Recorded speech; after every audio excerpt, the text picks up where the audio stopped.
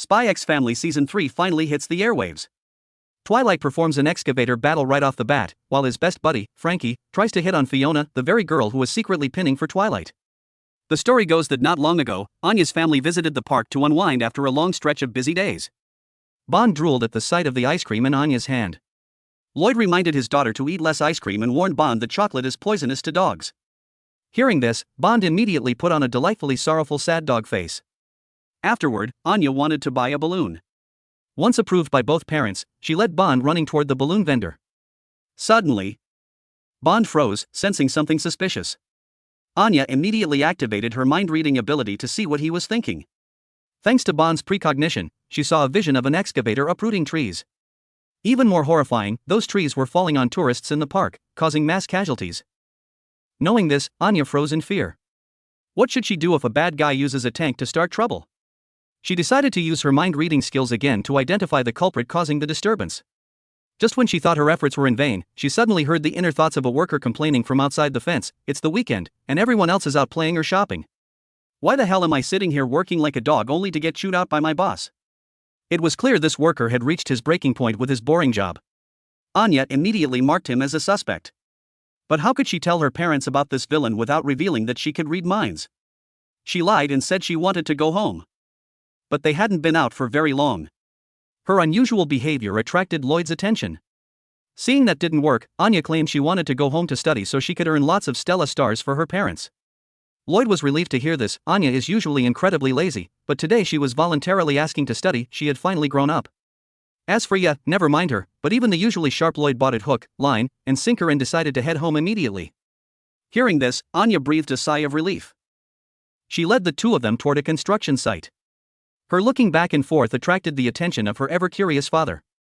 Anya claimed her teacher had taught her that walking around town could teach them interesting facts. This excuse immediately fooled Loid once again.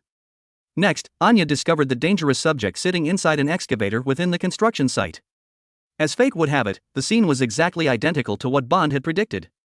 She asked Loid if workers there didn't get days off.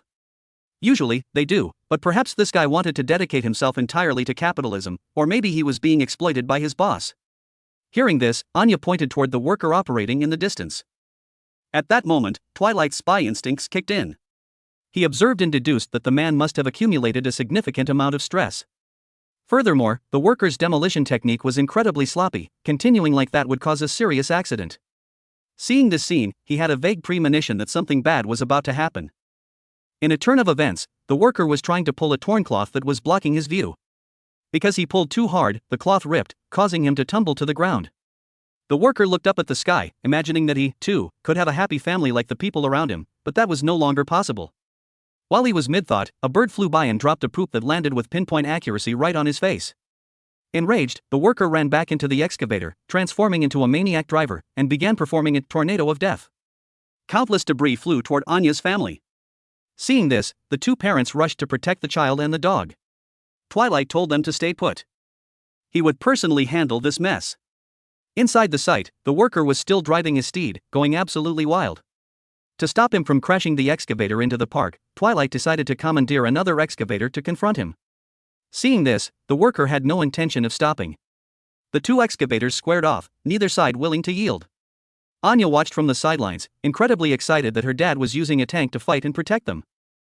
Suddenly, you noticed a building in front of them was about to collapse, and directly beneath it was an old man casually walking his dog. You told the family to stay back while she went to save the old man. Meanwhile, Twilight was still locked in combat with the crazed worker. Seeing the stalemate, Twilight changed tactics. He pulled the two control levers in opposite directions, spinning the tracks rapidly to kick up gravel and shatter the opponent's window. Taking advantage of the enemy's distraction, a strong ram tipped the machine over. And so, the crisis was finally resolved. Anya told Bond that, once again, she and her parents had saved world peace. That evening, Anya couldn't stand the idea of studying and just wanted to watch cartoons.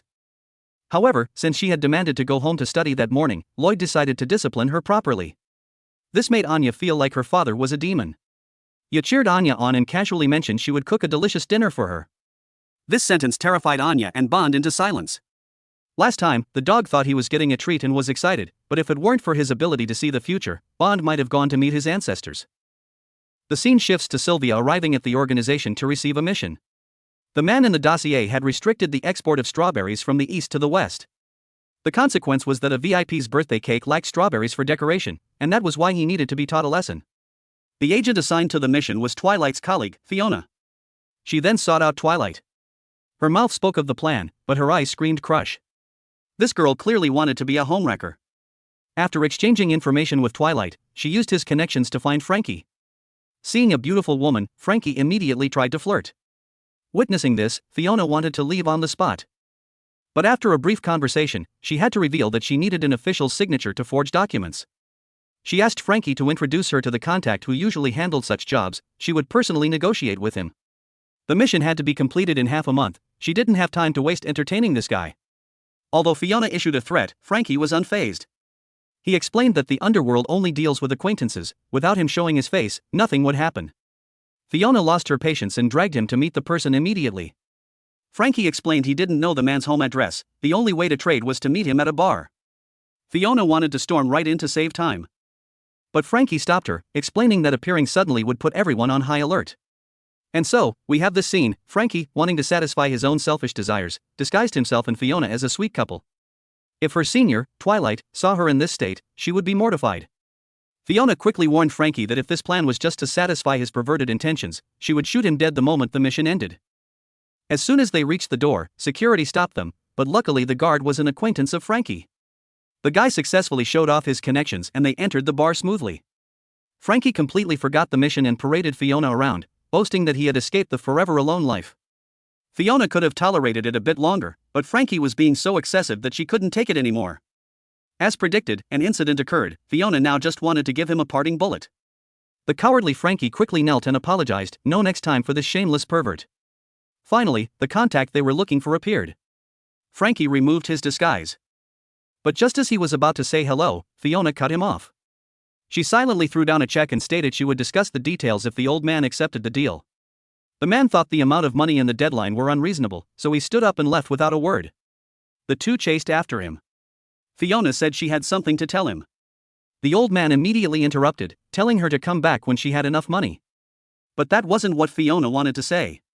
She revealed that they were all being followed. The people tailing them were likely from the secret police. Fiona felt the old man was in danger, but he ignored her and ran off. Sure enough, enemies ambushed him around the corner. Just as an attacker was about to strike the old man, Fiona delivered a flying kick straight to the enemy's face. She quickly dragged the old man away to flee. Fiona's assistance won the old man's trust, and he agreed to give up a more lucrative deal to help her complete her mission. Just when they thought they were safe, another gunman appeared at the alley entrance.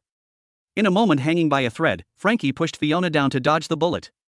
Afterward, Fiona looked extremely displeased. Frankie tried to explain he didn't do it because he wanted to hug her. Fiona had to give up on the bachelor. Having anticipated the attack, she had already thrown a dagger through the enemy's hand. Hearing this, Frankie was so embarrassed he wanted to hide his head in a hole. Immediately after, using an abandoned tunnel provided by Frankie, the group finally shook off the secret police's pursuit. A few days later, Fiona came to collect the forged documents. Frankie took the opportunity to ask if she had intentionally attracted the secret police that day. Fiona didn't answer. She simply stated that if she needed anything in the future, she would commission Frankie again. What a way to threaten someone. Working with her meant risking losing all his friends. What on earth happened to make our little Anya look so panicked, her limbs shaking like she had been struck by lightning? The story goes that on a beautiful morning, following a chaotic holiday, the elegant Mr. Henderson suddenly reprimanded the class's attitude severely. He demanded that everyone switch to serious mode and not be negligent during this time, otherwise, they would instantly receive a tinnitus bolt. By the time school was over, Damien's trio of troublemakers came to pick a fight with Anya as usual. Damien, looking both arrogant and slightly shy, stood between his two lackeys. As soon as they met, Damien boasted that he predicted Anya would be the first student in the grade to be expelled from school for eating too many tinnitus bolts. Hearing this, Becky and Anya felt incredibly annoyed and wanted nothing more than to beat these three fools up. However, since they were at school, the two girls had to restrain themselves. Becky retorted, "I heard you overslept once too. Are you sure you won't get punished for being late next time, Damien?" Before Damien could say anything, his two henchmen loudly bragged, "If Boss Damien gets a tinnitus, the three of us promise to run around the schoolyard in our underwear." This comedic display left Damien frozen. No one is so perfect that they never make a mistake in their life. Just then, Bill Watkins ran over, screaming, "It's over. Run, sir. The feared Lady Tinnitus has returned and is heading toward our class." This female teacher was notoriously cruel. If she saw a student step out of line even a little, she would slap them with a nitrous bolt without hesitation. Rumor had it that wherever she walked, no one survived. The group was terrified and about to flee, but alas, it was too late. The cruel witch had appeared right behind them, demanding they line up single file for a personal belongings inspection. Using her mind-reading ability, Anya knew immediately that this old woman was annoyed with everything. She just wanted to punish others to satisfy her own whims. Damien's two lackeys, Ewan and Emile, saw her and drained of color. Suddenly, a student received a nitrous bolt simply for not bringing a handkerchief. Damien frantically searched his pockets for his handkerchief, but unluckily, he had forgotten it at home. Damien immediately imagined the scene of the power trio having to run around the school in their underwear as previously promised. To save himself, he planned to borrow Ewan's handkerchief, but Anya and Becky mentally mocked him, thinking that would be cheating. Why should Ewan suffer for his mistake? With no other choice, Damien had to accept the harsh truth. But there was a bigger problem. If he received a nitrous bolt, even just one, he would have no face left to see his father. Hearing this, Anya was terrified. Would Loid's plan be failed because of this? Just as Damien was about to evaporate from anxiety, Anya handed him her handkerchief and bluffed that she had foreseen this, so she brought 2 spares. Hearing this, Damien accepted her kindness like he had struck gold. Anya was already dreaming of a bright future where Plan B succeeded perfectly. World peace was right here. After Damien passed the inspection safely, Anya finally stepped up with a calm and confident demeanor. She confidently reached in to pull out her second handkerchief to show off, but unexpectedly, there was no handkerchief in her bag, only a single pellet of Bond's dog food. Hearing this, Damien was shocked to the core. He didn't expect things to turn out this way. Seeing Anya looking incredibly sad, he planned to confess to Lady Nitrous to set things right. The woman suddenly noticed his gaze and stared at him. She thought to herself, if you dare use cheap tricks to deceive me, I'll give you both a scar. Anya read that thought and quickly stopped Damien before things got worse.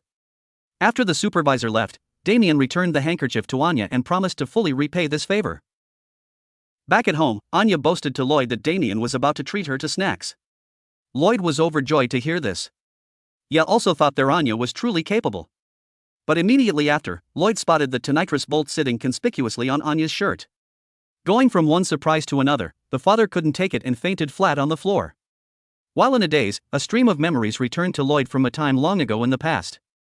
Young Loid didn't just like playing soldier, he and his friends even simulated a battlefield in a secret base. For him, this war game was easier than eating candy. Back then, Loid was such a talented commander that whichever team he was on was guaranteed to win. To his friends, he was like a challenger player smurfing in bronze rank just to crush noobs. It was late when Loid finally returned home to find his father back from a business trip. Seeing the toy gun in his son's hand, the father realized Loid was still playing those nonsense war games and became very angry. The father believed Loid should study more seriously and not waste time on useless things. The boy argued back immediately, saying that he would definitely join the army in the future to fight the people of Ostania. Hearing this, his father told him to give up that stupid idea. A coward like him going to the battlefield would only be a burden to his teammates. Loid disagreed, saying he had enough confidence to do it without bothering anyone. When words failed, violence prevailed. His father gave him a hard slap and told him he knew nothing about Ostania. He affirmed that there would be no war between the two countries and forbade Loid from speaking blindly. Loid couldn't stand it and ran to his room, thinking his father just liked picking fights with his mother. What made him any better? The next day, Loid and his friends went to a croquet shop. He heard an old man cursing the enemy. Loid asked an adult if war would really happen. The person just laughed and said that as long as kids were still playing soldier, there would be no war. The old man thought they were just complacent fools, keep being subjective, and one day they would pay the price.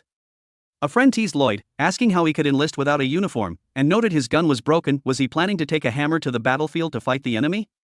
Upon reaching home, Loid planned to use his allowance to buy a new soldier uniform, but with only 2 measly coins, it was a pipe dream. He resorted to lying, telling his father he wanted to buy reference books to ask for more money. His father was so happy to hear that, he gave him a whole 10 coins and promised to take the whole family on a holiday trip after his next business assignment. This time, as his father was about to leave, Loid wanted to call him back to tell the truth, but he didn't have the courage to do so. That day, Loid found all his food tasteless. The next day, he brought his newly bought soldier uniform to show off to his friends, but remembering the words of his father and the others, he felt incredibly guilty for having committed a mistake against his own family. Loid told his friends he was no longer in the mood to play. Leaving the secret base, he ran to the croquet shop and seriously asked the female owner if he was suitable to become a soldier. She said that war was meaningless and it was best not to do it. Loid asked if the people of the East were devils with horns on their heads. The owner smiled gently, saying she also had relatives in the east. Did she look like a relative of a devil? Hearing this, Loid realized things were not as he had imagined. He asked to work part-time at the shop to earn money to pay his father back. He decided it would be best to apologize and then invite his friends to play a different game. But right at that moment, a shell suddenly fell on their secret base. Along with an explosion that echoed through the sky, the base instantly turned into a pile of ash. Watching the thick smoke rising in the distance, the young boy Twilight stood frozen in place. War between the two countries had broken out right before his eyes. A brick flew straight into Loid's head, knocking him out cold instantly. How could young Loid have suspected that the war the adults bluffed would never come would suddenly explode right before his eyes? Just seconds ago, the bakery owner was chatting with him. Now, she was silently buried under a pile of rubble. If he hadn't been wearing the soldier's helmet he tricked his father into buying, Loid would have become just another nameless corpse by now. His brain was still buzzing, while the scent of blood and death spread through every corner of the city. Fortunately, his mother found him. She wanted to take Loid to his uncle's city to seek refuge. Loid was stunned to realize that his familiar school life and the upcoming town festival were now completely out of reach. From then on, Loid never saw his father again. Those adults were all liars and frauds. Didn't they promise war wouldn't break out? Didn't father promise we would go to the festival together when he returned? Outside, bombs roared occasionally. Loid's heart trembled with every alarm. Terrified, he curled up in his mother's lap. He wanted to go home. He missed his father. He wanted to see his friends again. The war lulled for a moment. Loid pulled himself together and went fishing. The harvest wasn't bad today. Recently, the whole family hadn't been eating enough, but tonight they could finally have a feast. Unexpectedly, the air raid siren suddenly rang out like a death knell. His city was being bombed by the east again. He was dragged into a shelter, worrying about his mother's safety every single second. Once the raid ended, Loid ignored warnings and stubbornly waited against the stream of refugees to run back home. But what awaited him was the realization that his daily life could never return amidst the fire and thick smoke. That day, Loid didn't remember how long he cried. He struggled like a street rat for several years. Everything he cherished had been stolen by the East. This reason alone was enough for him to pick up a gun for revenge. Not yet 18, he stole a compatriot's identity to enlist. By this time, Loid could lie without flinching. Relying on his intelligent brain, Loid continuously achieved merits. His hands were stained with the blood of countless enemies. One night, while carrying out a raid mission, he accidentally captured a deserter from the East. This was the first encounter between Loid and Frankie. Loid originally intended to dispose of him, but he was made to laugh by Frankie's words. "I haven't even got a girlfriend yet, how can I die here?" Perhaps because the opponent had no killing intent, Loid lowered his weapon and even chatted with Frankie.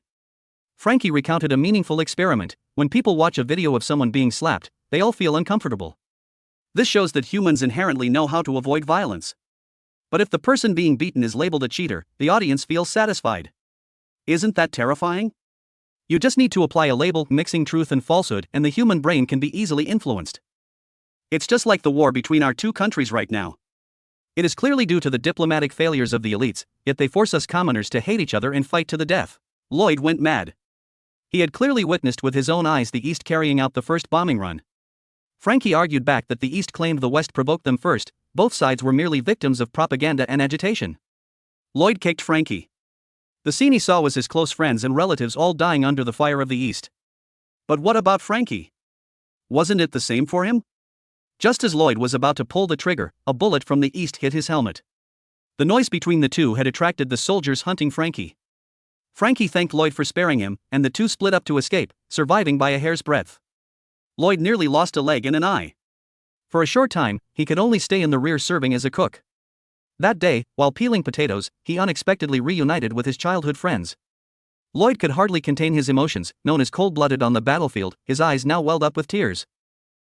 Back then, their secret base in the military warehouse was the first place to be blown up.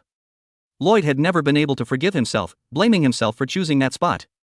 Only now did he learn that on that day, Loid had gone home early to prepare for the festival, and his friends had chased after him, so they escaped the disaster. Loid had 1,000 things to say, but his friends informed him that their squad was going on an attack mission that night, so they had to reschedule. But Loid only learned later that the mission his friends carried out that night was essentially a reckless suicide run. Returning to Loid were only 3 cold dog tags. He couldn't help but wonder if he had understood the operation plan deeply and known the enemy's movements. Could he have changed everything? But he knew nothing and could do nothing. He didn't even know the reason for the war, he just held a gun without cause and followed orders without cause. This ignorance made him feel helpless and deeply guilty. Loid's heart gradually became callous. That day, the appearance of a man changed his destiny. It turned out to be an undercover officer from military intelligence. He sought Loid out, not only speaking Loid's real name but also exposing that he had impersonated someone else to enlist. This man had scouted Loid's talent, believing that compared to a gun, intelligence was a weapon more suitable for him. He stated that if Loid didn't join intelligence, he would report him for identity fraud. Loid had no other choice. It was just that, at this point, no matter how much intelligence he gathered, those carefree days by the riverbank could never return. The next day, Loid followed instructions to the train station. The man took his belongings and threw them into the furnace to burn. From today on, you will abandon your name and status to operate in the shadows for the sake of the country. You will be Twilight. Twilight, all alone in the world, no longer cared about these things. He didn't even care about the war anymore. When asked why he enlisted, Twilight didn't answer. Beside him, innocent children walked by laughing. Twilight, who had once stood in the rain, simply wanted to hold an umbrella for those kids, creating a world where children wouldn't have to cry. After that, Twilight met his current superior, Sylvia, and accepted several years of rigorous special agent training. Sylvia's stern face startled Loid awake. He stood up to see Anya looking at him with worry. Even though those were memories from long ago, Loid was still haunted by that past filled with the smell of gunpowder. Bond read that his father had a nightmare, and Anya came over to pat Loid's head to comfort him. Only then did Loid react, realizing he had fainted earlier after hearing Anya say she got a tinnitus bolt. Fearing Loid would get angry, Anya quickly hid behind Bond, scared and blaming herself, whispering an apology to her father. But Loid affirmed her friendship with Damien. An image of playing with his childhood friends flashed in his mind, and he told Anya she must cherish her friends. Dinner was still chopping onions, but the mood at home was completely different from the army. Anya's family spent another day in simple happiness, praying for a peaceful world without war. As a veteran spy expert, she only needed a single glance to confidently discover a fatal detail during the live broadcast. The security guard, who was supposed to be responsible for security, was glued to the entrance where the VIP was about to appear. Moreover, he wasn't wearing the police badge as required. Even his location didn't match the patrol schedule. These irregular actions led Sylvia to conclude that the security guard had been switched, and the arrival was likely the suspect who had issued the death threat earlier. Thus, she immediately called her subordinate, notifying him of the suspect's description and location, and demanded tight surveillance without a single gap. Sylvia herself would head there immediately. Meanwhile, Winman, the special guest attending the East-West exchange event, chose to enter through the back door to avoid being surrounded by the press. Who would have guessed that this was all within the fake guard's prediction? When he attached the silencer to his gun, the subordinate tracking him was as tense as a violin string because the boss hadn't arrived yet. He could only act according to Plan B, notify the boss to hurry up while he pretended to be a delivery man bringing Winman a roast turkey. Realizing something was off, Winman's bodyguards immediately stopped the subordinate, and this successfully blocked the fake guard's first assassination attempt.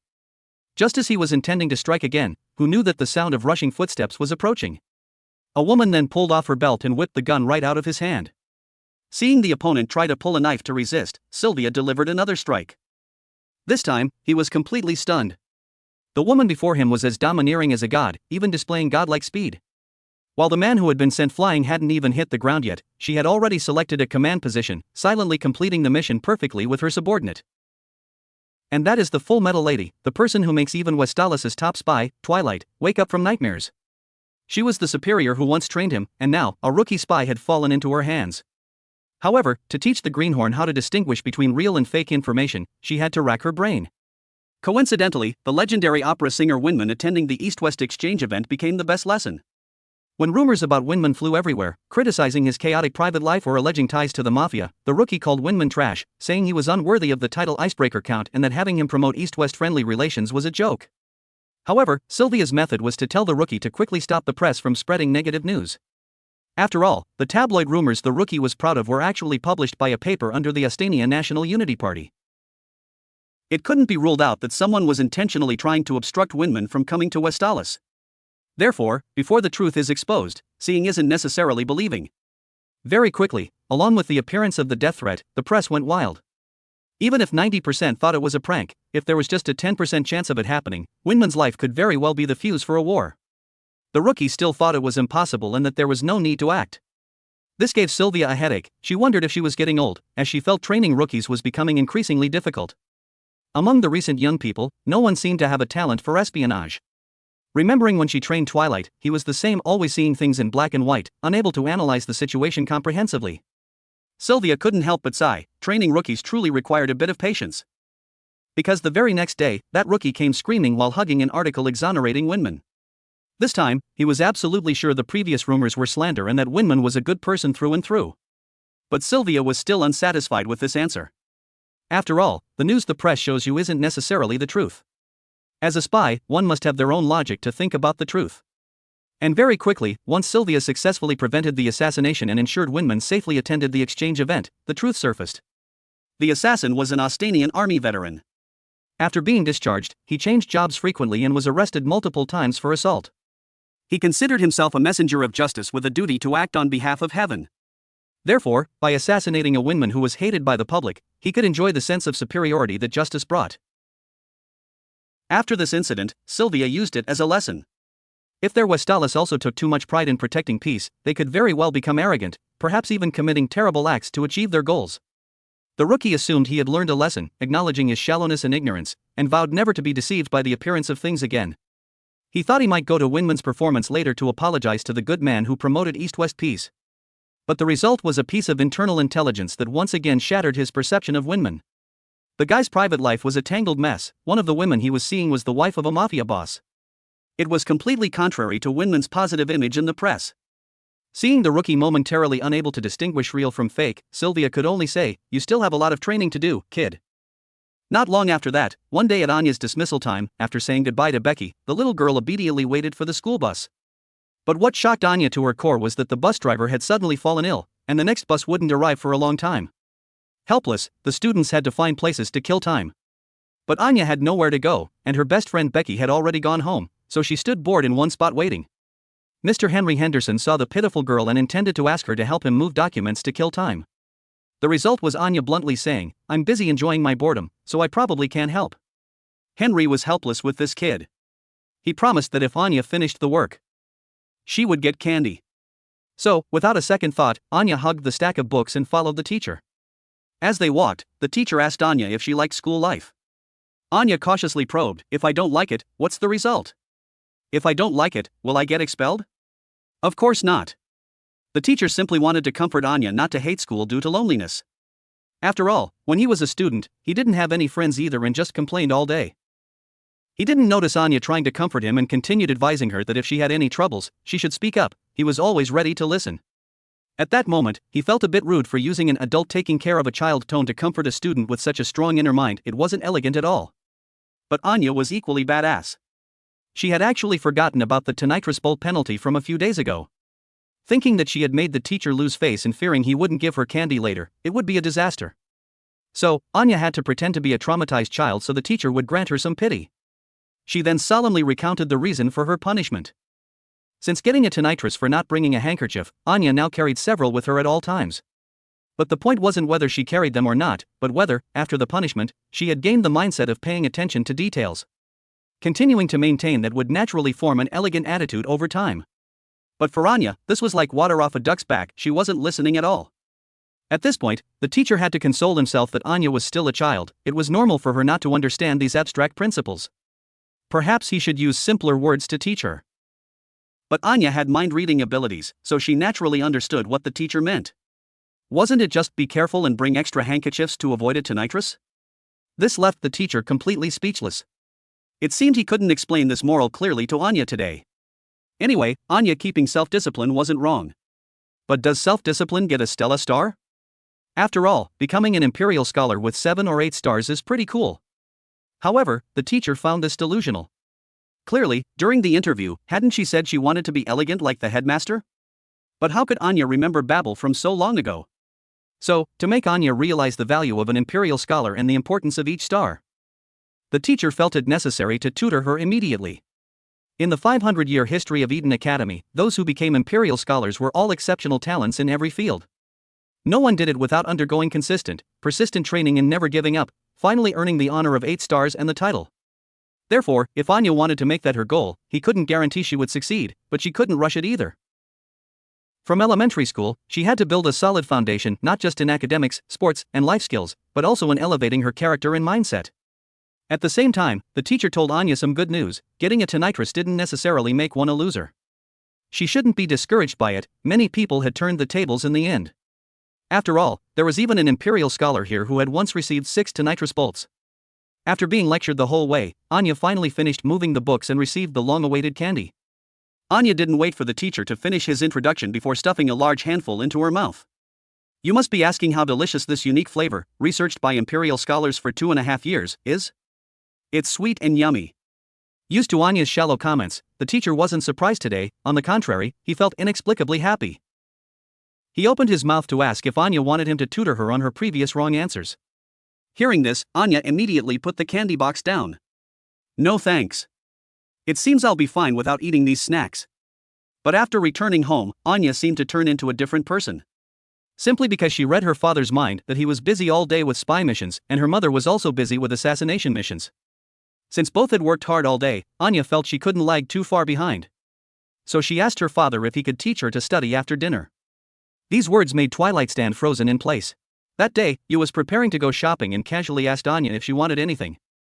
Although Anya's answer was a bit abstract, a type of crispy, crunchy pastry that her teacher had given her before, Yu still promised to try her best to find it.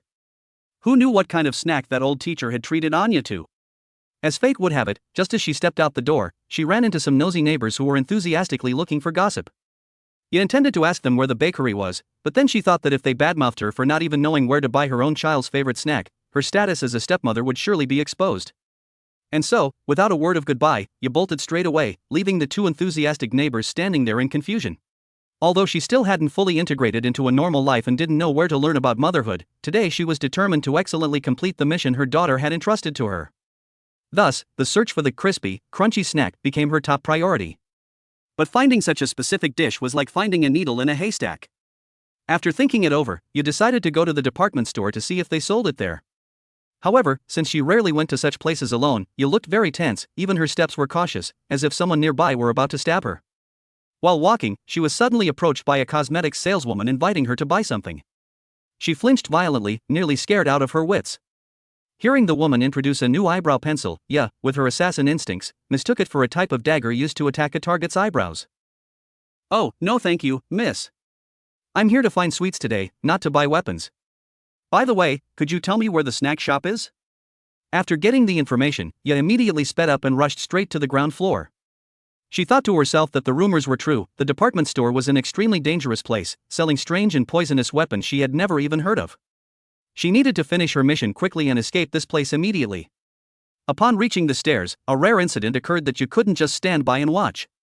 A woman walking in the opposite direction suddenly slipped and fell, forcing you to unleash her heroin saves the beauty technique. This skill of Yu's captured the heart of the mysterious lady. She assumed that if Yu wasn't Superman, she must be a world-class athlete. The lady hurriedly asked if Yu lived nearby. However, to avoid suspicion, Yu hurriedly denied it, saying she was just a normal housewife here to buy snacks for her child. Ironically, she was currently holding all the snacks that the lady had just bought from a famous shop, which Yu had saved from falling. To repay her for saving her life, the lady gifted her all the candy and said that if Yu could help her with one more thing, she would surely reward her with a very meaningful gift. Yu, who found it hard to refuse requests, was now being asked so enthusiastically that she had to agree. Who would have guessed that the lady would lead her to a gymnasium just to play a recreational game of volleyball? What on earth is volleyball? I've never touched this game in my life. Yu thought. Seeing his confusion, the lady explained the situation. It turned out the people there were all mothers living in the neighborhood. They had formed an association called the Lady Patriots Society. Initially, it was just for gossiping, but occasionally they organized recreational activities, attracting quite a few women. Today's activity was Mothers Volleyball. Because her team always failed miserably against the women's team from the north area, the lady hoped that Yu, with her extraordinary strength, could help her team win. Although Yu had never played volleyball, if it was just a casual game, trying it out wouldn't be a big deal. According to the rules the lady explained, she just needed to keep the ball from touching the ground and hit it over to the opponent's court, which was simple for Yu. However, Yu missed a very important detail. On her first receive, after successfully bumping it into the air, she suddenly jumped up on the spot with an overpowered posture. Looking toward the opposite side, Yu unleashed a spike that would go down in sports history. But it was a foul. The point went to the other team because one person cannot touch the ball twice in a row. Yu made a note of that. This time, she didn't foul, but running from the back row to the front to steal the ball was definitely not playing nice. Volleyball requires teamwork. The lady also came over to advise Yu not to try to carry the team alone. So, Yu quickly adjusted herself. When it was her turn, she hit. If she could pass to a teammate, she just passed. But after a while, their team was still trailing. In the end, even though you tried her best, she couldn't carry the ladies' volleyball team. Victory went to the women's team from the north. However, it wasn't without its rewards. The group had a lot of fun this time. There were a few shots where you spiked the ball so hard it nearly made the northern team cry their eyes out. The ladies laughed heartily recalling it. During the tea party after the match, while chatting, the Lady Patriots group discussed their children. But this was a bit awkward for you because, among all the mothers there, only she was a stepmother. Furthermore, as a mother and a wife in a family, she felt she wasn't quite standard yet. The other mothers kindly shared their thoughts, confessing that they didn't know how to get along with their children either, which was why they gathered to learn from each other. Every day, they collected information and researched how to be great mothers. They were trying together to build a happy neighborhood. At this moment, the lady formally invited you to become an official member of the society. You never expected to accidentally stumble into a group of parents from her child's school. Even more unbelievable was that Ms. Melinda's son was in the same class as Anya, and that person was the national crush, Damien. The lady then remembered, it seems Anya punched my son at the entrance ceremony. You suddenly realized something was wrong and hurriedly apologized, hoping she wouldn't blame Anya, saying it was due to her poor parenting that things turned out this way. However, the lady wasn't angry at all, on the contrary, she told you not to be too stressed. My husband also said it was just children quarreling. But you still felt uneasy. Just as she was about to say something more, the lady suddenly flipped her expression faster than a pancake. Although she didn't know what had happened, her intuition told you it was best not to mention Damien again. After you calmed down, the lady immediately returned to her kind demeanor. Now knowing you was the mother of that interesting classmate, the lady became increasingly interested in her. She hoped you would think carefully about joining the Lady Patriots Society with them, but added, if you cannot join due to your political stance, I hope we can still be good friends. On the way back home, the lady of the Desmond house suddenly mentioned Damien. I heard from the butler that the boy seems to like school life very much. Who knows, maybe he and Anya get along better than we can imagine. Ye replied, whenever Anya mentions Damien's name, she seems very happy. Hearing this, the lady appeared satisfied. I look forward to your help in the future. But at the same time, her unreadable expression changed again, confusing you greatly. Why the long face all of a sudden, my dear? That night, you recounted the day's events to Twilight. Up until now, she still thought she had merely coincidentally met the parent of a normal classmate of her daughter Anya. You had no idea that it was the wife of the current former Prime Minister, Melinda Donovan. Twilight was shocked upon hearing the situation. It was fortunate that nothing major had happened. You even successfully brought back the snack Anya requested. But compared to his carefree attitude, Twilight was frowning in thought. According to the information he received, the lady was just like her husband, Donovan. They had a very narrow social circle and were hard to approach. Since the regime change, was this meeting truly a coincidence? Could this have been set up by Donovan beforehand? Did I expose a flaw when talking to him last time? But thinking it over, Twilight felt this possibility was too low. However, Twilight was still considering other possibilities. He had no idea that his brain-twisting thoughts were making Anya dizzy. You broke the silence. She hoped Twilight would agree to let her join the Lady Patriots Society. That way, I'll have more opportunities to learn how to be a great mother and integrate into the life of a normal person. But the former Prime Minister's family isn't exactly a normal family, miss. However, if you refused, their relationship might deteriorate. In the end, Twilight agreed. After all, they were just a fake couple. He was still worried that family life had unintentionally created pressure for you. Outside the family, having a place to chat with friends is also a good thing. Although you had her brother Yuri to confide in, there were still things she could only say to female friends like herself. Twilight told you to just enjoy normal activities, have fun with friends, and enjoy this life. Hearing this, Yo was touched. Just as she was about to say something, Twilight cut her off internally. I have my own self-interests, too. It is said that those who don't integrate into the community are easily reported as suspicious. But beyond those superficial words, Twilight was silently calculating the benefits. If you became close friends with Lady Melinda, who knows? This might be a third path to completing the mission. If Anya and Damien becoming friends was Plan B, then this third path could be called Plan C, the mommy friendship scheme. It was brilliant. However, Anya, who read those thoughts, felt incredibly unstable. If Plan C succeeded, she would no longer have any utility value in this family. A useless kid like her could be kicked to the curb at any time. Anya sensed the danger. Will Mamiya and Damien's mom become close first, or will Damien and I become close first? Anya's future depended on it. Her battle with her mother had officially begun. So, Anya decided she had to race against time. First, study hard to improve grades. Second, think of many ways to befriend Damien. That plan. I'll think about it tomorrow, I can't keep my eyes open anymore. Yeah, and Anya slept straight until morning. Yeah, worried, couldn't sleep. Feeling like she had forgotten something. It wasn't until the next day that she remembered to report her work to the shopkeeper. She also shared that she wanted to become friends with the former Prime Minister's wife. The boss didn't object, it's just that life is unpredictable. To protect the peace of the East, those closely related to politics could appear on the garden's blacklist. Therefore, it was best not to befriend people like her. But if he insisted, the boss couldn't stop her. She only warned her to ensure her husband didn't suspect her political stance. The scene shifts to Anya arriving at school with a gloomy face. After a whole night, she hadn't come up with a strategy to win over Damien. She had almost given up. But luckily, Becky was a treasure trove of ideas. She immediately offered a plan to Anya. Legend has it that if you just hold a piece of bread in your mouth and bump into someone at a corner, the two will eventually end up together. Just a second after suggesting it, Becky ran off to buy bread. But while normal people's bread looks one way, Anya held a hamburger in her mouth and charged straight into Damien's face. Everyone who witnessed it stood frozen. She had spilled the filling all over Grant's head. Anya still hadn't realized the severity of the problem. I sincerely apologize for wasting food. But that didn't matter much because Damien just wanted to beat this brat up at all costs, regardless of whether he got a nitrous bolt or not. Anya could never have imagined that a field trip, which was supposed to be as easy as pie, would turn into a bus hijacking that scared her out of her wits. The students and teachers of Eden Academy were facing a crisis unprecedented in its history. The story began a few days earlier. In an effort to befriend Damien, Anya listened to her strategist, Becky, and executed a plan called Operation Sandwich. Who would have thought it would turn a silk purse into a sow's ear? The grand plan failed miserably, and her crush wanted to pummel her just to vent his anger. The next day, Anya approached Damien again, demanding he repay the pastry debt as promised. Hearing this, Damien turned purple with rage. But he remembered that he did indeed owe Anya a favor for the handkerchief incident. A CEO-to-be keeps his word, he would definitely follow through.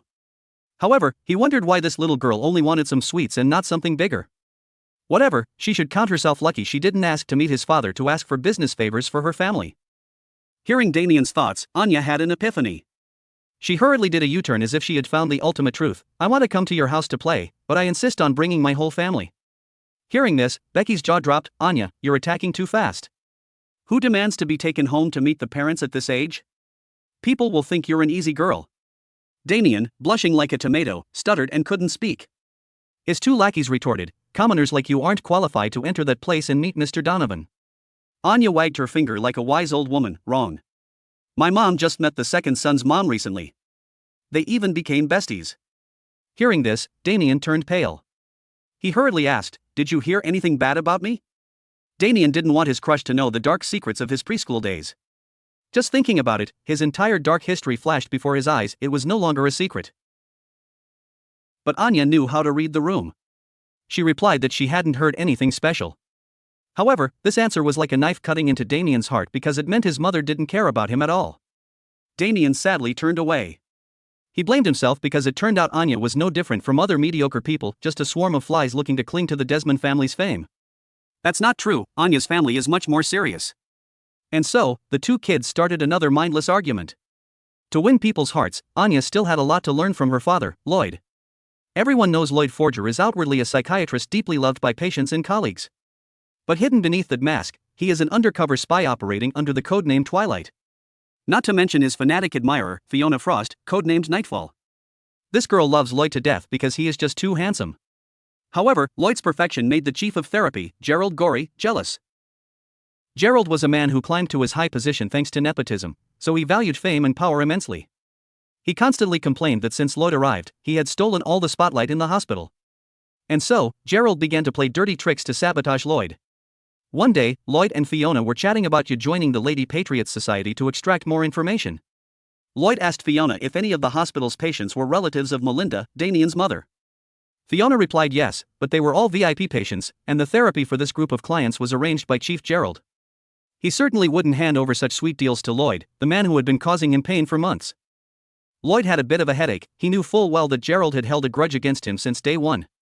Loid had tried to flatter him a few times, but to no avail. He had to ask Fiona to think of a way to help him win Gerald over. As soon as she left the room, Fiona was on cloud 9 because she got to talk to her senior, Loid, for a whole minute and 42 seconds. Behind them, Gerald was trembling. He silently cursed Loid for daring to touch his crush. The hatred grew, and he resolved to make Loid disappear from the hospital. First, Gerald secretly altered the schedule on the whiteboard, causing Loid to arrive half an hour late for a meeting. Loid saw right through this trick, but to let Gerald gloat, he decided to play along a bit. Gerald gleefully thought that this time, Loid's image in the eyes of his colleagues would surely collapse. But in reality, they only comforted him and worried about Loid's health because he had been working too hard. Plan A failed, so Gerald switched to Plan B, putting laxatives in the coffee and inviting Loid to drink it to wake up. Loid thought to himself, well, I have to drink it, I'll just make an antidote later.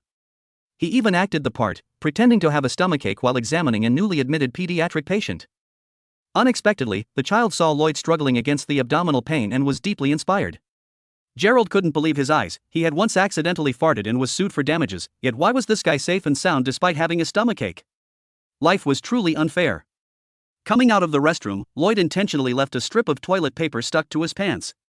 But the female nurses just saw a clumsy Loid and thought he looked even more adorable. Gerald collapsed in defeat. Is appearance that important? For Plan C, he forged a love letter from Loid to Fiona, hoping she would blindly believe it, go to the meeting spot, and get stood up. At that point, Gerald would have the opportunity to comfort Fiona and spread rumors that Loid was a player flirting around despite having a wife and child. Fiona, hating the sin but loving the sinner, couldn't help but be happy even though she knew the letter was fake. Why is Senior Loid's handwriting so ugly? If it were anyone else, I definitely couldn't stand it and would beat the guy up. Senior Loid is so generous, he truly is my dream lover. Afterward, Gerald decided to go big. This time, he decided to call the State Security Service, SSS, to report a spy in the hospital. The secret police quickly arrived to coordinate the investigation. They told Gerald to act discreetly so the suspect wouldn't escape. Gerald was annoyed. He just wanted to see Loid arrested in front of everyone, his reputation vanishing into thin air, not do this sneaky stuff. But now, he had to cooperate with the police. Then, Gerald led the two officers to Loid's office. The police quickly found the fake evidence Gerald had planted earlier. He could barely suppress a smile. The documents were full of patient information and clinical trial results for new drugs. There is reason to suspect Loid has been leaking these documents to neighboring countries. The police approached Loid and, without a word, handcuffed him. Gerald, observing secretly, almost jumped for joy because his target was finally being eliminated.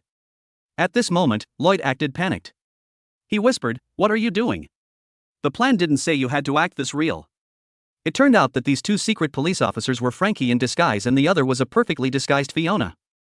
Gerald's tip-off call had been intercepted by them halfway. The three decided to beat him at his own game and put on a show in front of the old man. Faced with the evidence, Loid acted deep, denying all responsibility. He asked where they found these things. Fiona immediately pulled Gerald out as a witness. The guy stammered, explaining that he also trusted Loid, but since Loid was so well loved despite being new, he suspected Loid was a spy skilled at manipulating people. On this point, his guess wasn't wrong. However, Loid sadly replied that he only wanted to quickly integrate with those around him. Furthermore, the font on these documents was different from his typewriter. The only person in the entire hospital who uses this old font is Chief Gerald. Now it was Gerald's turn to freeze. Frankie pulled out a gun-shaped lighter and demanded Gerald state his full name. Then, he listed a barrage of Gerald's bad habits that he had heard from Loid. Now the police suspect he is the spy. "We require you to come to the station so we can investigate this clearly." Loid stepped in to save the day. He said, even if the chief actually did those silly things, he is absolutely not a traitor selling out his country. He is a reliable superior who knows how to care for others. Thanks to the chief, I can work here with peace of mind. He is a treasure, the ray of hope for our hospital. If you want to arrest him, then arrest me too. A speech that went straight into the earth but made Gerald cry like rain. The police pretended to believe his words and temporarily removed him from the spy suspect list. It made the chief completely take his hat off to Loid. With Loid comforting him on one side, and the other side saying, "If there is anything you need help with, please entrust it to me," for example, treating VIP patients, the guy resolved the relationship crisis with his boss neatly. At the same time, he consolidated the foundation for the next plan. Overhearing that Operation Strix had made new progress, Anya felt pressured. She also wanted to win over people's hearts like her dad and quickly become good friends with Damien. A few days later, Eden Academy organized a field trip to the museum for the students. Everyone boarded the bus with excitement. On the bus, Anya imagined a scenario to win Damien's favor. Suppose he called her ugly and told the teacher to expel her.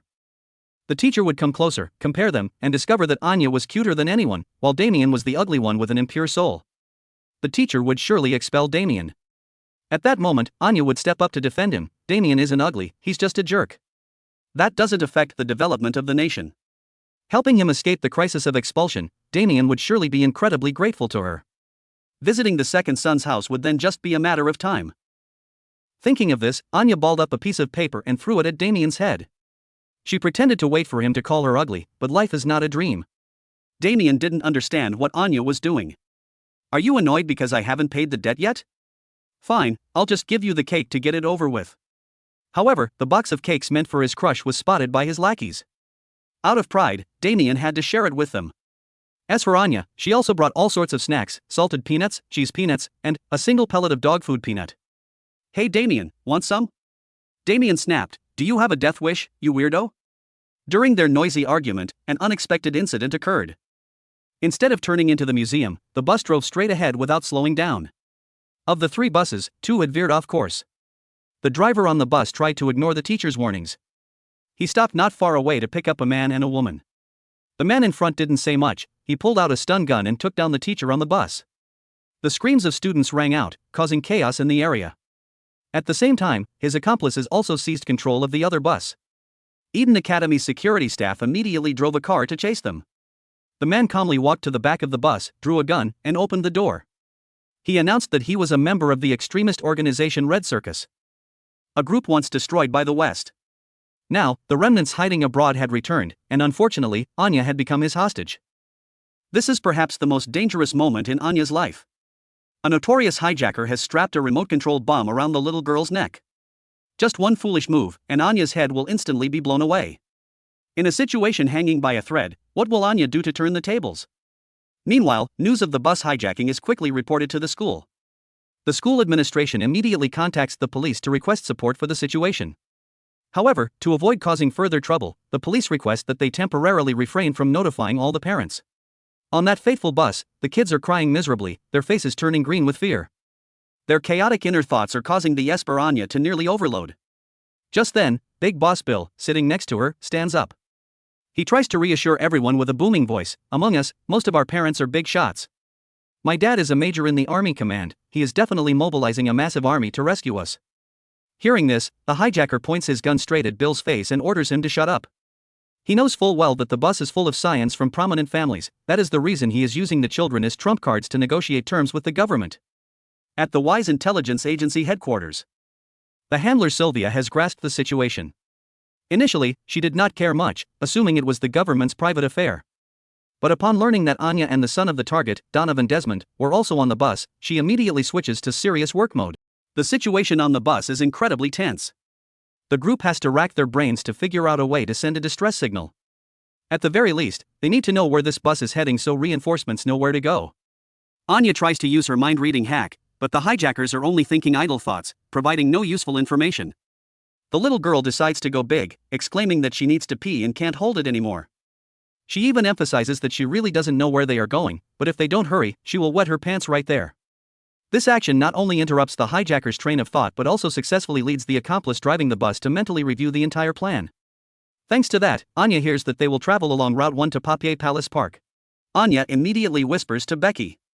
She bluffs that she learned lip reading from a spy cartoon, which is how she knows the hijacker's intentions. Now they must think of a way to contact the outside world. In spy movies, they often write secret signals on small rolls of film. Anya tries to imitate this, intending to write the current situation on paper and throw it out the window. However, her handwriting is like chicken scratch, anyone who didn't know better would think they were reading an ancient alien code. Well, leave the difficult task to the beautiful Becky. Becky writes the Black Bell family's signature distress signal on paper. She also cleverly clips her student ID to it so passers-by won't mistake it for trash. Damien sees the 2 girls acting suspiciously and throws a note warning them not to do anything foolish. But after learning the plan, Damien decides to personally attract the hijacker's attention to create an opportunity for the 2 girls to execute their plan. I am Damien of the Desmond family. I'm about to poop my pants. Stop the car before that happens. The hijacker thinks to himself, are Eden students nowadays all such brats? While Damien is carrying the team, Anya summons all her strength to throw the box containing the information out the window. The hijacker notices something unusual, but it is too late. Furious, he grabs Anya and straps a bomb around her neck. Watch and learn, you brats. If you dare pull a stunt like that again, I won't hesitate to attach a few more bombs and blow you all up at once. The hijacker's fierce threat makes the whole group turn pale. Anya breaks out in a cold sweat. This time, she is truly doomed. Meanwhile, Becky's distress signal is quickly discovered. Becky's family relays the message to the city security bureau.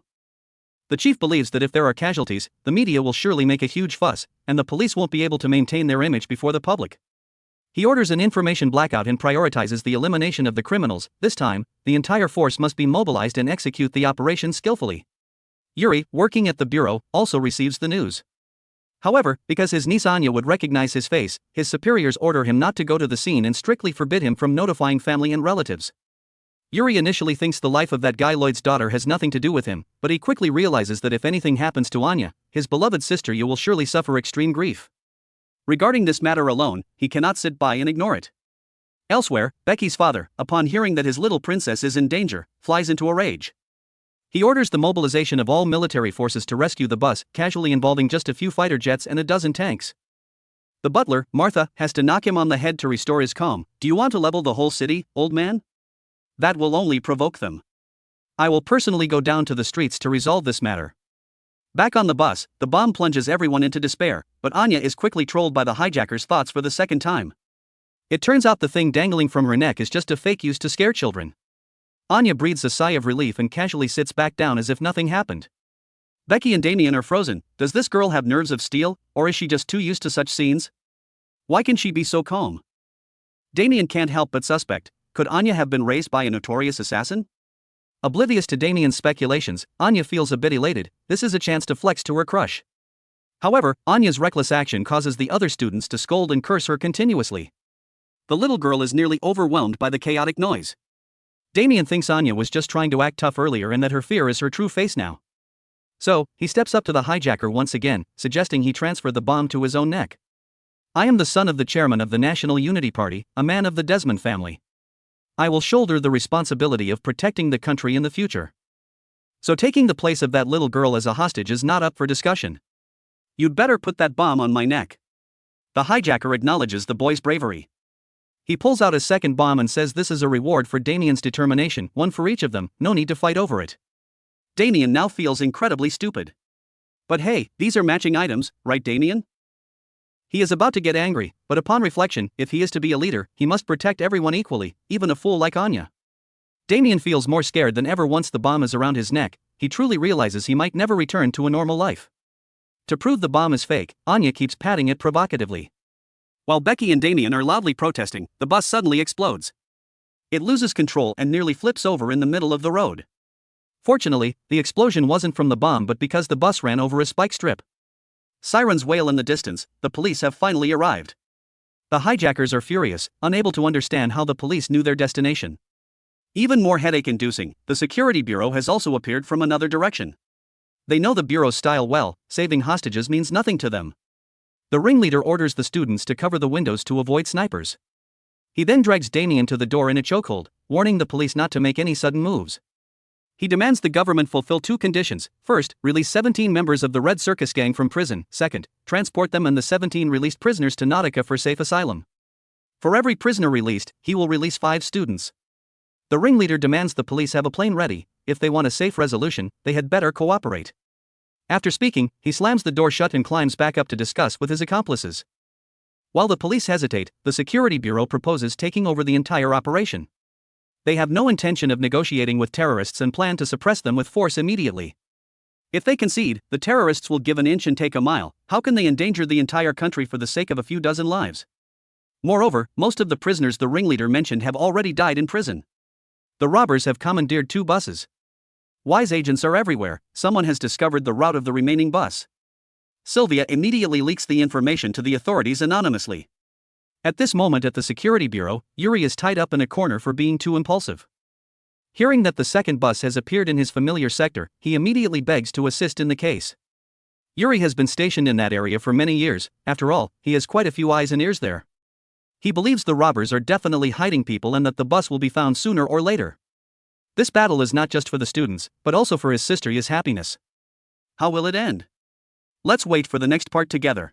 This is perhaps the most reckless moment in Anya's life. Facing the hijacker who intends to press the button to blow up the entire bus, the little girl shows no fear, boldly stepping up to him and using her persuasive verbal skills to soften his heart.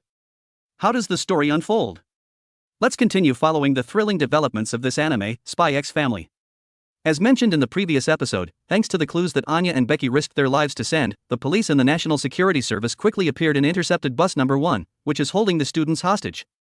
Headquarters ordered the security service patrol team to temporarily hold off on the attack. They must find the whereabouts of bus 2 before they can make the next decision. On the bus, the ringleader in the red shirt seems gentler than everyone imagined. Seeing the children needing to relieve themselves, he allows one student at a time to get off the bus and run to the bushes on the other side. Meanwhile, Becky's father and the butler, Martha, have arrived at the scene. Mr. Henry, representing Eden Academy, also appears. It turns out he and Martha knew each other from before. Moreover, their relationship seems to be something out of the ordinary.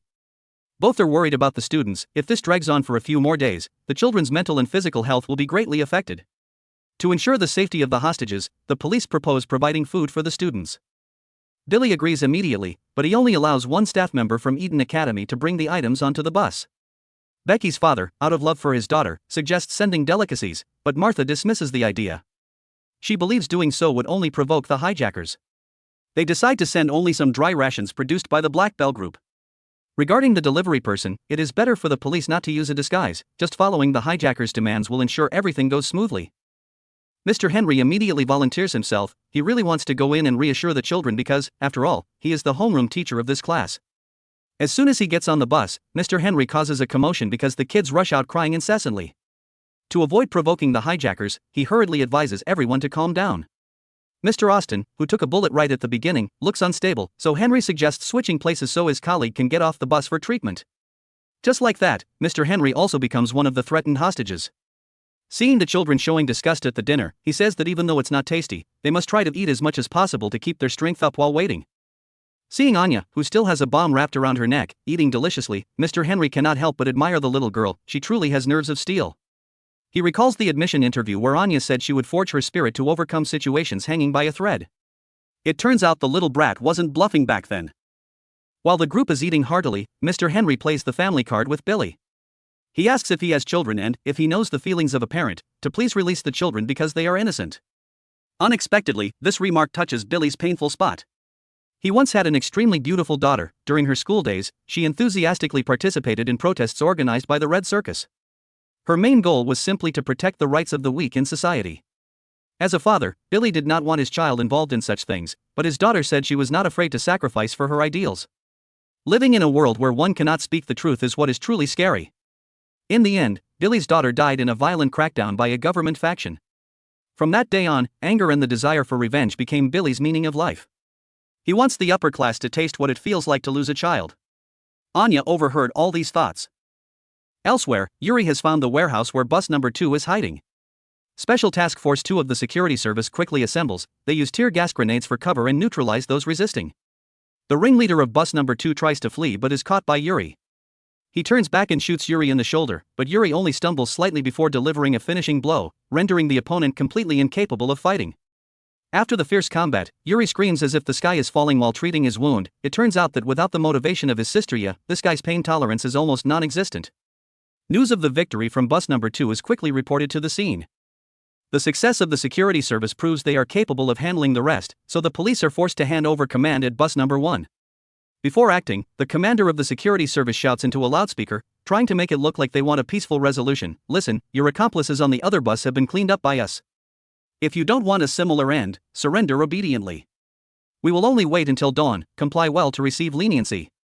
Hearing this, Billy looks devastated. He seems to know he is doomed, but the accomplice driving the bus still wants to fight to the death. Commander Billy's will wavers. He even considers detonating the real bomb to destroy the entire place.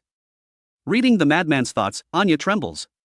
Even more surprisingly, she hears the inner thoughts of many undercover police officers outside. It turns out the security service has no intention of waiting until dawn. They plan to attack right now under the cover of night. The situation is as tense as a violin string. At this rate, everyone will be wiped out. Anya knows she must do something to solve the problem. She leaves her seat and walks up to the hijackers, intending to speak but not knowing what to say. If she says there are many muscular men about to rush in, the hijackers might blow up the bus. That's right, if someone outside brings food up again, could this interrupt the attack plan? So, Anya shouts, I'm so hungry, I want to eat a lot of delicious food. Billy snaps, you have some nerve. If you don't want your head blown off, get back to your seat immediately. But this doesn't scare Anya since she knows the bomb is a fake. She retorts, Anya is not afraid. Having to die without being able to say anything is much scarier. This sentence reminds Billy of his last conversation with his daughter. Seeing the resilient shadow of his daughter in Anya, Billy removes the bomb from Anya's neck and orders her to get off the bus alone immediately. He cannot let Anya be further involved in this. Realizing the commander has wavered, Anya pushes her advantage, I'm not getting off. I want to eat more dry rations. Billy is dumbfounded hearing this. In his impression, rich kids are all selfish people who only care about themselves. But Damien, the boy willing to sacrifice himself to protect everyone, and the little girl in front of him crying loudly, are beyond his predictions. Is Anya's family really so hard up that they have nothing to eat? Would she rather be blown up by a bomb than starve? Or are all the students at Eden Academy this dirt poor? Is Astania's economy that bad? He realizes he might just be imposing his own thoughts on the children. Billy asks Anya why she risks her life to save food for everyone like that. Anya thinks for a while and quotes her father Loid's motto, it is to create a world where children don't have to cry anymore. The reason is incredibly convincing. The accomplice cannot stand it. He asks if Billy has forgotten his daughter and points his gun at Anya. Mr. Henry rushes to shield her. Billy freezes. He suddenly realizes he seems to have truly forgotten the daughter of the past. She often went around feeding stray cats because she couldn't bear to see big cats stealing food from small ones. She returned home full of scratches every time. Billy advised his daughter that the animal world is survival of the fittest and she didn't need to interfere. But his daughter said she couldn't stand by when she saw someone being bullied. Wasn't it you who taught me that, Dad? Give instead of take, help instead of dragging others down, you taught me these things. That's why I feel very proud of what I've done. If his daughter were alive, she certainly wouldn't want to see him in this state. Billy just couldn't let go of the anger, let go of the meaning of life that had held him for so long. Thinking of this, Billy snatches the gun from his accomplice, grabs the suitcase full of explosives, and gets off the bus to surrender himself. He cannot let his daughter die again, he still wants to continue being the father his daughter was proud of. The driver is utterly disappointed. He immediately slams on the gas, trying to break through the encirclement. Fortunately, the police had positioned an armored vehicle to block the bus. Still refusing to give up, he grabs Anya, using her as a shield to run outside. But the security service ignores the hostage and opens fire, eliminating the hijacker. Anya's time has finally come, everyone. This is the moment she suddenly becomes a youth idol sought after by thousands. Not only that, our Anya also received a prestigious Stella Star, officially upgrading to double Starlight Anya as the star shines brightly in the sky. At this rate, the Desmond family might have to personally come to the Forger house to ask for parenting tips. Continuing the tense events of the previous episode, after the hijackers were caught, the battlefield cleanup was gradually handled by the police. The most worried people at this moment were none other than the parents of the children on the bus. The next day, for students Anya Forger, Damien Desmond, Becky Blackbell, and Bill Watkins were commended before the whole school. The four of them contributed significantly to helping everyone resolve yesterday's kidnapping incident. Their calmness, quick wit, and mutual support in facing danger were truly something to be proud of. To honor that, the four officially received Stella Stars amidst the enthusiastic applause of all the students. While everyone was emotional, Damien felt he didn't do anything to deserve the reward, but if not for his "I'm about to poop my pants" plan, the group would have had a hard time escaping. The press even offered to conduct interviews, but the homeroom teacher, Mr. Henry, refused for the safety of the children. In reality, the security bureau was afraid of having their credit stolen, so they had subtly warned him from the start. But truly, the fact that not a single student was injured in that horrific event was nothing short of a miracle. Looking back at last night, after being escorted down by the police, every child cried out upon seeing their parents. Damien felt a surge of emotion when the fake bomb was removed from his neck, and he was even personally praised by a police officer as a brave boy. It warmed his heart, but he reminded himself, I am a son of the Desmond family, not a normal kid like people say, this is no big deal to be crying and scared about. The scene below was quite chaotic. Becky and her father were hugging and crying like rain, and all the parents were teary-eyed seeing their children return safely. Amidst that touching scene, Anya still looked super chill, just standing there watching the people pass by. She glanced to the side and saw the second son. This young man was still feeling embarrassed remembering the scene where his crush held his hand to encourage him earlier. He mumbled an apology for constantly teasing her before. Anya was surprisingly formidable today, unexpectedly, because she was so excited, she complimented him back. She said that when he demanded to exchange the bomb, he looked as cool as Superman. Damien blushed, claiming that helping friends is just the obvious thing to do. Hearing the word friends, Anya immediately tried to push her luck, wanting to take a step further. She secretly rejoiced because the friendship campaign was finally successful. Anya casually announced that tomorrow she would bring her whole family to his house for a visit. Since they are best friends, they must introduce their parents to each other, right? Damien bristled immediately. Who considers you a best friend? Keep dreaming. In the end, you're just targeting the Desmond family name. But having said that, he thought to himself, even if you win me over, it's not certain you can get close to my parents. Just then, Ya arrived at breakneck speed after going everywhere to ask about the situation. The moment she saw her mother, Anya's innocent face disappeared. Although she is usually as tough as tungsten, when she met the person she felt she could rely on, her shell crumbled, revealing the weakness inside. For the first time in the entire series, everyone saw the little girl cry so loudly. This emotion was truly appropriate for the age of a child. Mr. Henry breathed a sigh of relief seeing that scene. This is how it should be. That iron-faced girl demanding food earlier just looked wrong somehow. At the same time, Anya suddenly heard Loid's inner thoughts. It turned out he had rushed back here immediately after completing his mission. Loid also wanted to run over to comfort her, but his identity as a spy did not allow him to reveal his emotions. Furthermore, since he had announced he was on a business trip, returning too quickly would surely make the security bureau suspicious. Instead, he decided that when he got home, he would cook a few delicious dishes to treat the mother and daughter to a feast. Ya informed Damien that his mother's car was on its way to pick him up.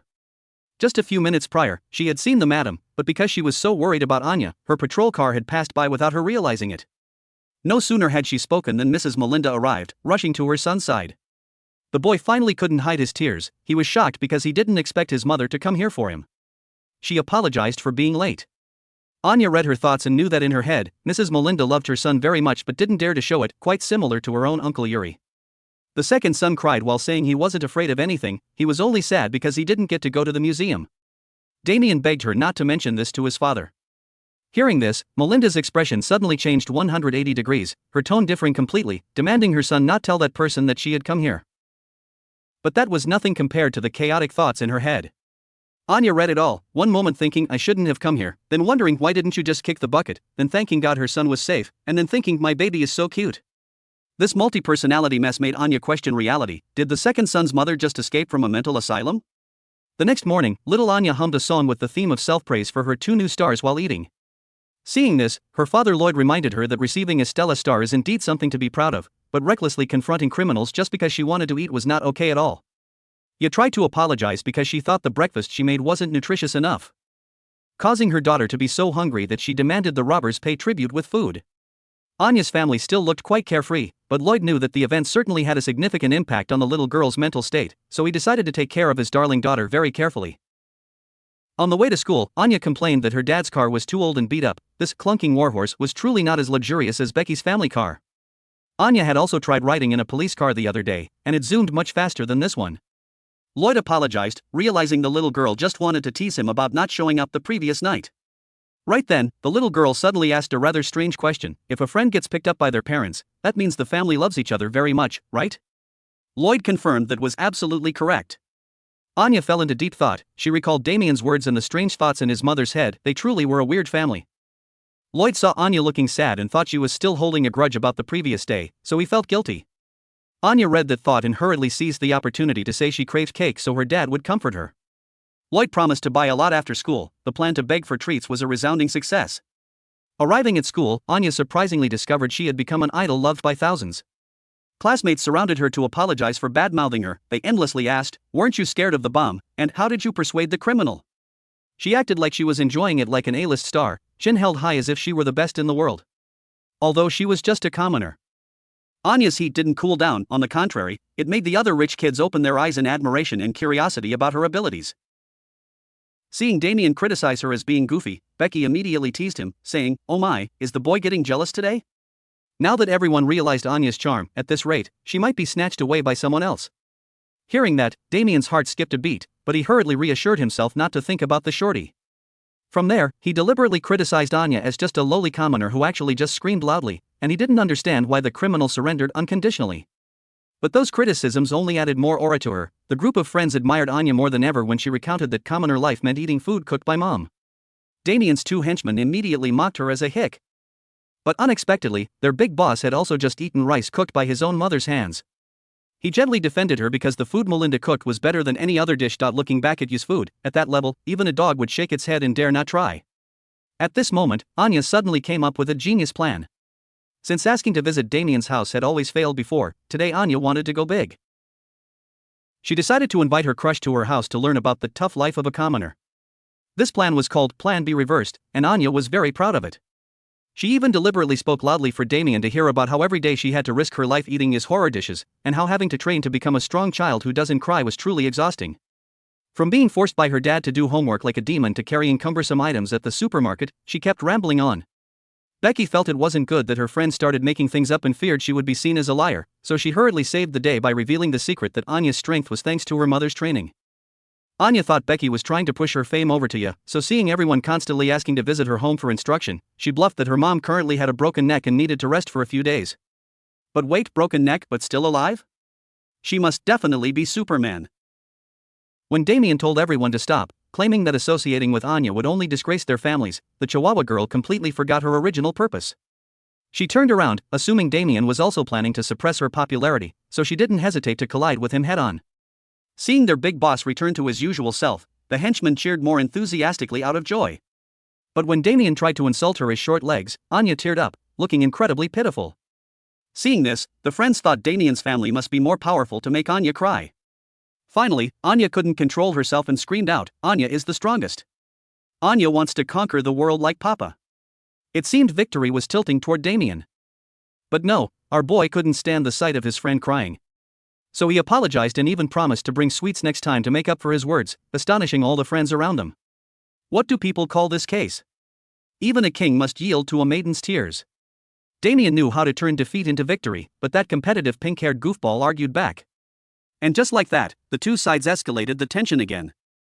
Carrying over the vibe from the previous episode, Anya, after her moment of flexing her double save, thought she had climbed to the peak of fame with her Stella star.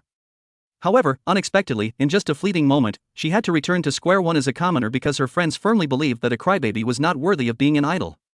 Well, since the aura is gone, the screen time today asks permission to be yielded to the unstable couple, Loid and Anya.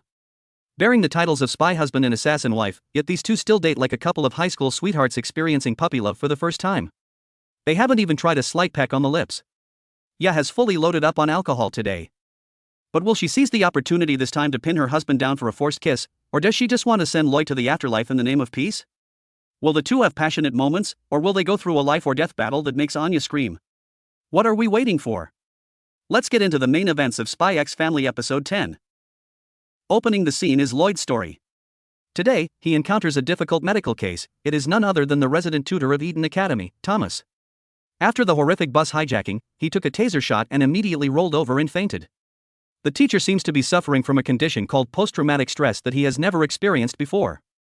Every night he has nightmares, his hands and feet keep trembling, causing his wife to constantly nag about the uselessness of her husband who is over 50.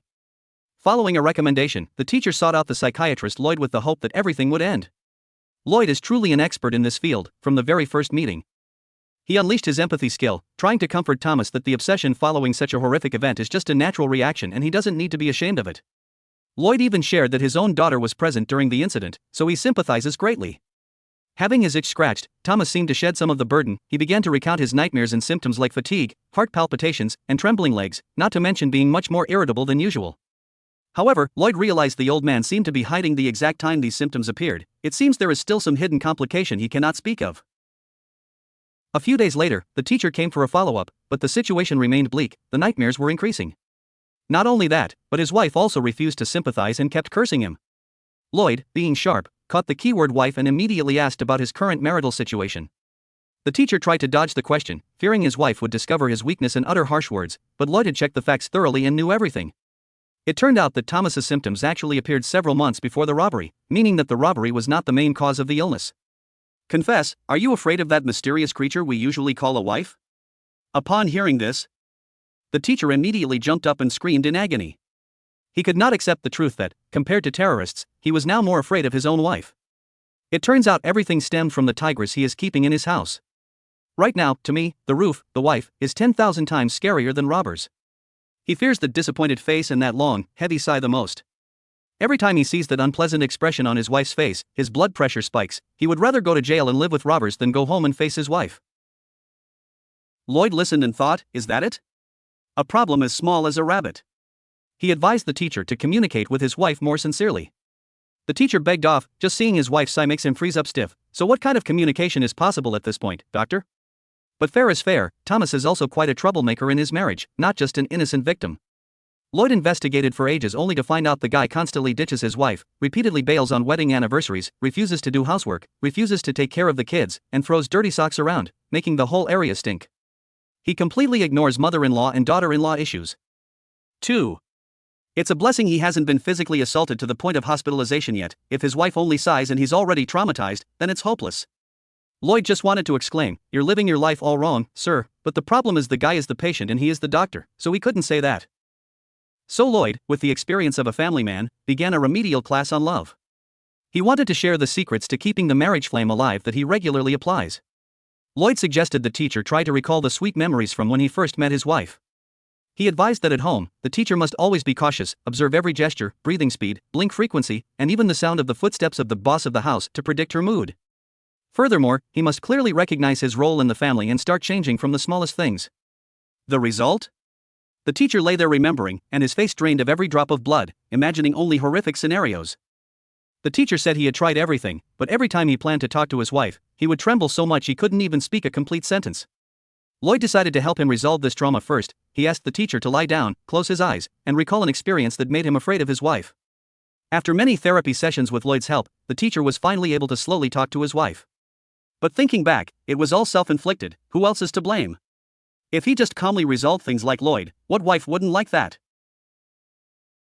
Rewind to the Berlin City Hall. Colleagues have recently felt that Anya has changed a lot. Before, to hide her assassin identity, she always kept a distance from them. Currently, to perfectly play the role of a normal person, she takes the initiative to chat, share work tasks, and even go drinking with the sisters after hours. Seeing the blonde lady, Camilla, buried in deadlines, Anya volunteered to help. Camilla heard this and was moved to tears, not expecting that in this life of selling one's soul to capitalism, there would still be such a kind colleague. Plus one respect for the dear sister. Thanks to their combined efforts, the work was quickly completed. Just then, the bespectacled friend Sharon invited everyone to dinner. And of course, Camilla and Millie had to foot the bill for this round. Hearing the invitation, Anya shyly agreed, but she remembered she had to call and report to her roof, Loid, that she wouldn't be coming home for dinner. Camilla was like, "Cut it out with the dog food, please, beautiful." But no one expected that Anya, with a little alcohol in her system, would be absolute comedy gold. With just one glass in her belly, Anya, the person with the weakest alcohol tolerance, started showing signs of tearing the roof down.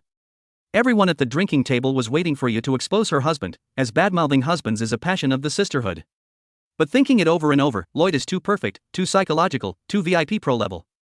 Anya concluded that my husband has no weak points, he is truly a national husband, you couldn't find one like him even if you searched Google. The sisters listened and thought she was lying, a person that perfect never exists according to their experience. Marriage is the tomb of love, there's bound to be a thorn in the husband's eye. If he's that perfect, it's only fraud or gold digging. It sounds reasonable, but the ladies didn't know that Anya herself was also deceiving her husband. Seeing the sisters spitting pearls and jade criticizing their husbands, saying that when provoked by their other halves, thoughts of killing intent arise in their heads, hoping to stab them a few times, Anya started to feel out of place. Huh? Do I also have to badmouth my husband to fit in? Thinking this, his brain suddenly clicked. It turns out normal people turn into assassins after dating or marriage. I was an assassin before getting married, so that's definitely not normal. No, I have to pretend that I only became an assassin after marriage. Thinking of this, Anya's brain, prone to overthinking, started misfiring all over the place. She began to bluff, launching into a speech that occasionally she also has the intention of sending Loid back to Mother Earth. The more Anya tried to explain, the more her colleagues thought she was flexing her love in a disguised way. To prove it, she downed a glass of beer for courage and then grabbed a knife and charged straight outside. On the way, her brain conjured up all sorts of scenarios. She imagined meeting the shopkeeper and asking to assassinate Loid, to maintain married life, that was mandatory. Then she thought about how she had to take care of Loid just because an egg roll wasn't sweet. To prove she was a post-marriage assassin. Everyone was made to laugh by Anya's reaction. Alright, hurry home and be romantic with your husband. I bet she'll go home and demand kisses and even a shower with her husband. Anya overheard something about what to do when a couple is angry. Ah, it seems to be kissing, she absorbed immediately. Turns out kissing is the welcome home ritual. Anya was both shy and angry, her hands and feet waving continuously, leaving after images. Her colleagues didn't understand, kissing at home is normal, isn't it? Anya felt completely devastated. Is this really a normal thing? Although I don't quite get it, I feel shaken. Do I really have to pin Loid down and kiss him when I get home? Carrying that bold and stimulating thought, Yuri returned home. Seeing his wife return, Loid properly came out to welcome her immediately, but what struck his eyes was Anya with a face red as a beetroot and a body burning hot. Loid, with his sharp spy thinking, was completely wrong and thought Anya was feeling unwell or sulking about something. Yeah, at this moment, had her head spinning, looking at Loid and debating, kiss or kill or kiss, so shy, she pursed her lips wanting to speak but stopped. Finally, she couldn't win against her own shyness and almost fainted. Loid hurriedly caught Anya, asking if she had drunk too much. And so, Anya self-directed, self-acted, used her own power on herself. And then self-destructed. Her level of steaming was truly unrivaled under the heavens. The noise outside the room woke Anya up. Parents are loving each other too loudly. Recently, news about the space race between the two countries has been booming. One of Damien's lackeys is a space fanatic, but the other two understand nothing about the romance of the cosmos. Talking to them is like playing a lute to a buffalo. Who would have guessed that day at school, the whole gang saw Anya running around holding a paper airplane, simulating a rocket landing on the moon. It turns out the little girl had been transmitted the spirit of adventure from the space news. The lackey heard this and excitedly came out to chat with Anya. The two hit it off very well. Damien immediately flew into a jealous rage. Hey idiot, who let you talk to that girl immersed in her space drama? Anya completely ignored the words of Damien's second sidekick. Next time you want extra points, remember to speak louder, okay? Anya could never have imagined this. She thought her drunkenness and oversleeping would make her husband despise her. To her surprise, the next morning, Loid not only refrained from blaming her but, on the contrary, kindly asked if she needed any help. This, however, made Anya feel quite depressed because her friends had just told her that a normal couple should bicker at least a little. Thus, to blend into the life of ordinary people, she forced herself to pick a fight with Loid. But Loid was stumped, not knowing how to handle the situation. Her sudden anger was truly baffling. At that moment, the troublemaker brother-in-law, Yuri, kicked the door open and barged in. Seeing his sister in a heated verbal spat, Yuri jumped in to join the chaos. He had warned Loid before, if he ever made you cry or feel sad about their family life, he would never be forgiven. Seeing the intense situation, Yu was about to explain, but then she thought her bickering plan was about to succeed, so she continued to play the role, acting extremely furious. Unexpectedly, seeing this, Yuri's blood boiled even more. He bluntly told his sister to divorce Loid. If she felt too much pressure, she should just sign the papers and be done with it. Hearing this, Loid sensed a crisis brewing. This emergency would surely affect Operation Strix. He had to quickly mend his relationship with Anya, but Loid remained deeply confused. Clearly, he hadn't done anything wrong yesterday, yet today his wife was acting resentful. If he had to find a reason, it was very likely that when Anya went drinking with her colleagues, she had heard something negative about him. Perhaps even his identity as a spy had been discovered. At this point, Loid told himself to stay calm before clarifying everything. It was best to listen to Yuri and apologize to Anya first, hoping to save the family. Just then, the hospital suddenly called Fiona, reporting an emergency for a patient with code number 1399. This was actually a secret signal for a top-level spy mission.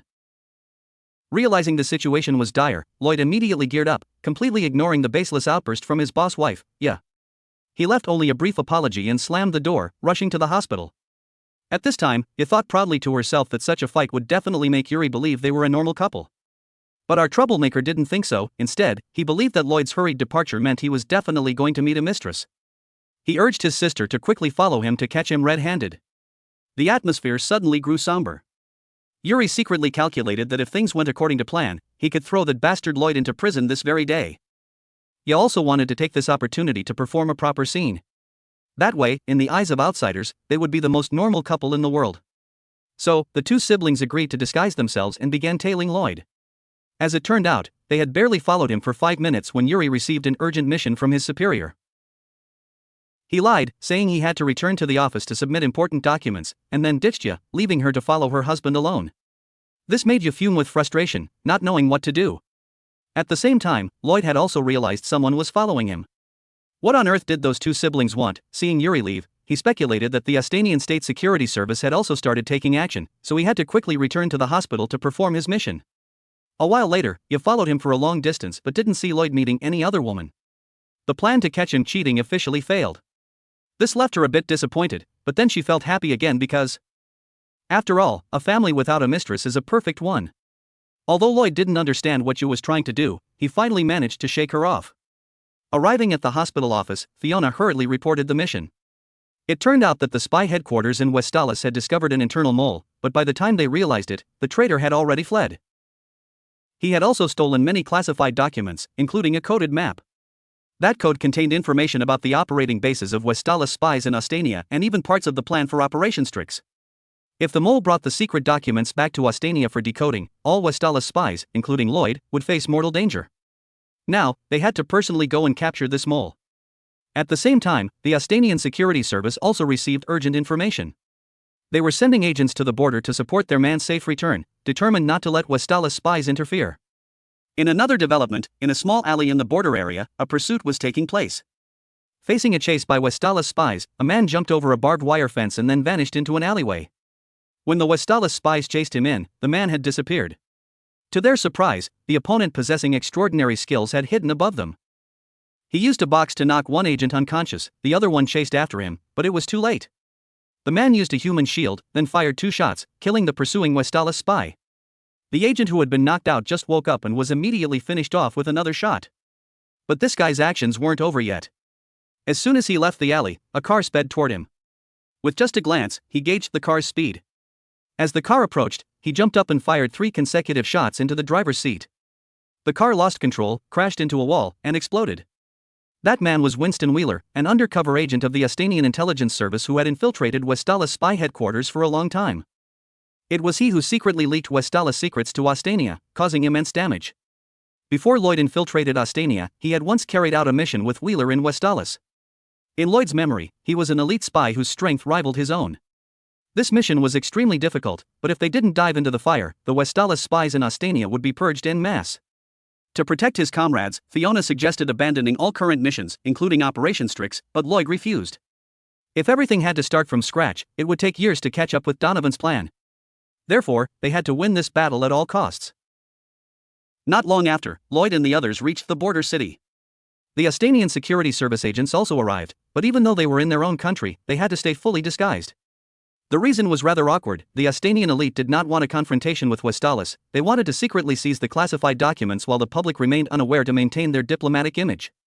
Thus, their next move was best kept secret. They hoped to lure the spy Twilight into the field, where the secrecy would be even more effective. Meanwhile, Loid's team was ready.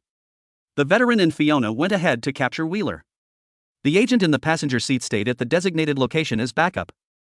Loid was responsible for holding back the Ostanian Security Service to prevent them from contacting the target.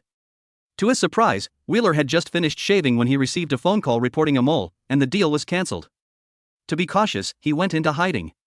Meanwhile, Loid finished his disguise and approached his target, Yuri. He took out a book and drew a map of the nearby streets, telling Yuri to stay calm because the original meeting spot was crawling with Westalis rats. They rescheduled for 30 minutes later in the park. Yuri was suspicious. If it weren't for the blue tie and the gem serving as a signal, he would have been certain the man was Twilight. After receiving approval from his superior, Yuri agreed. 30 minutes passed, and Loid, disguised as Wheeler, arrived at the park. A scarred SSS officer demanded the documents. Loid, playing it safe, asked to verify the officer's identity first. The scarred man laughed and instead questioned Loid's identity. As soon as Loid gave the secret code, the man signaled his subordinates to call headquarters. Loid sensed something was wrong. It turned out the Ostanian Security Service had set a trap. Wheeler's identifying feature, besides the blue tie, was that the gem on the clip did not have a fixed color. Different colors were assigned to different suspects. By stating a color, Loid had unknowingly walked right into their trap to catch the mole.